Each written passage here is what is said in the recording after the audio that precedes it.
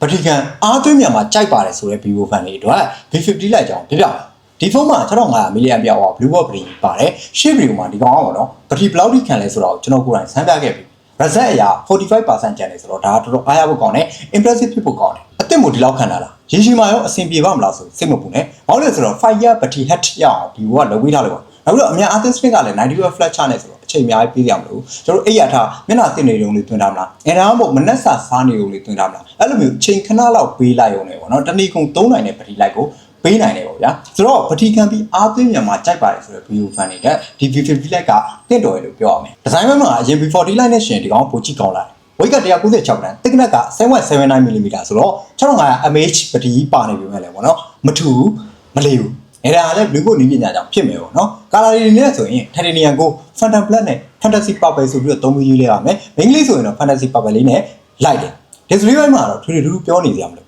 သူဈေးတန်းကတခြားဖုန်းတွေလိုပဲပေါ့နော် Oneရဲ့ Full HD Plus ကိုမှ POL လေးဒီဖန်တဲ့မျိုးစားကိုသုံးပေးထားတယ် Panel quality လည်းမဆိုးအဲ့တော့မှ screen to body ratio က 94.2% ဆိုတော့ budget လည်းအရန်မတူဘူးလို့ပြောရမယ်မတော်တဆပြုတ်ကြလွတ်ကြမျိုးတွေအတိုင်းအတာတစ်ခုထိခံအောင်လုပ်ပေးထားတယ်။ဒါကြောင့်လေဒီဖုန်းကပေါ့နော် military grade certification နဲ့ HDR drop resistant 5 star rating ရထားတာပေါ့ဗျာ။ပြီးတော့ဖုန်းတန်နဲ့ပေါ့နော်ရေးစင်းရေးစူတာတွေကိုခံနိုင်တဲ့ဒီ IP65 လည်း certified ဖြစ်တာသေးတယ်။ကင်မရာပိုင်းတော့50 megapixel Sony IMX82 sensor ကို2 megapixel touch sensor လေးနဲ့ထွဲပေးထားတယ်။ main camera အတွက် optical image stabilization လို့ခေါ်တဲ့ OIS တော့ပါမလား။ VCD ရဲ့ထုံးစံတိုင်းပေါ့နော် View flashlight တွေနဲ့ soft ပုံဖြစ်တဲ့ Aura Light မီကွန်းလေးပါမယ်။ selfie အတွက်32 megapixel sensor ကိုသုံးပေးထားတယ်။ပုံထုတ် quality တဲ့ detail နဲ့ ရှက်မှတ်ပိုင်းလေးတွေပိုပြီးအားစိုက်လုပ်ပေးစေ။ OIS ထည့်ပေးစေချင်တယ်ပြောရရင် V50 လိုက်ကတော့နော်သူဈေးဝန်းကျင်ကတခြားဖုန်းတွေနဲ့ရှင်ကင်မရာထက်ဘက်ထရီနဲ့ charging ပိုင်းကိုအားစိုက်ထားတယ်ပြောရမယ်။ဘာဖြစ်ဖြစ်ပါဒီဖုန်းရဲ့ပုံထုတ် quality နေတာဘယ်လိုရှိလဲဆိုတော့သိအောင်ကျွန်တော်ဆိုင်းရိုက်ထားတဲ့ပုံလေးတွေပြပေးလိုက်ပါမယ်။တစ်ချက်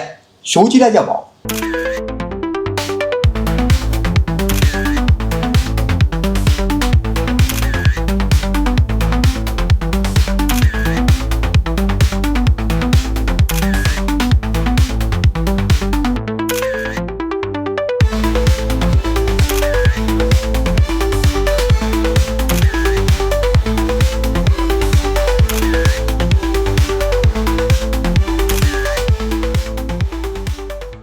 AI feature ပိုင်းမှာဆိုရင်သိကျင်တာတွေအလွယ်ရှာနိုင်တဲ့ Google ရဲ့ Circuit to Search နဲ့ AI Screen Translation တွေပါမယ်။ License ပို့ကောင်းအောင်လုပ်ပေးနိုင်တဲ့ AI Super Link ပါတယ်။ပြီးတော့မလိုချင်တာတွေအလွယ်ဖြစ်နိုင်တဲ့ AI Erase 2.0 နဲ့ဓာတ်ပုံတွေရဲ့ detail, color နဲ့ clarity တွေပိုကောင်းအောင်လုပ်ပေးနိုင်တဲ့ AI Photo Enhance ဆိုတာပါမယ်။ Online ပိုင်းအတွက် V40 Lite တုန်းကလိုပဲเนาะ Snapdragon 685 4G chipset ကိုသုံးပေးထားတယ်။ဒီ chipset ကကျွန်တော်တို့ဒီ social media လောက်ပဲသုံးမယ်ဆိုရင်ကိစ္စမရှိပေမဲ့ပေါ့နော်ဒီထက်ပိုသုံးမဲ့သူတွေအတွက်ပိုကောင်းတယ်ပေါ့နော် Snapdragon 6 Gen 1အဲဒါမှမဟုတ်သူ့ထက်ပိုမြင့်တဲ့ chipset တစ်မျိုးမျိုးသုံးပေးတင်တယ်လို့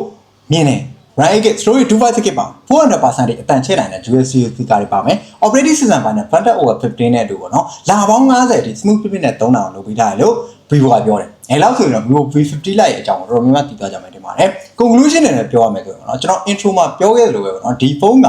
ဒီပထီခံပြီးတော့အားသွင်းအမြန်တဲ့အပိုင်းကိုဦးစားပေးထားတဲ့ဖုန်းပါလို့ပြောရင်းနဲ့ဒီလောက်နဲ့ညီကုန်းချုပ်တင်တယ်အဲတကယ်လို့ဒီဖုန်းနဲ့ပတ်သက်ပြီးတော့ပေါ့နော်တခြားသိချင်တာရှိသေးတယ်ဆိုရင် comment မှာမေးလိုက်ပါကျွန်တော်ပြန်ပြပြပါမယ်ဟုတ်ကဲ့ဒီလောက်ပါပဲ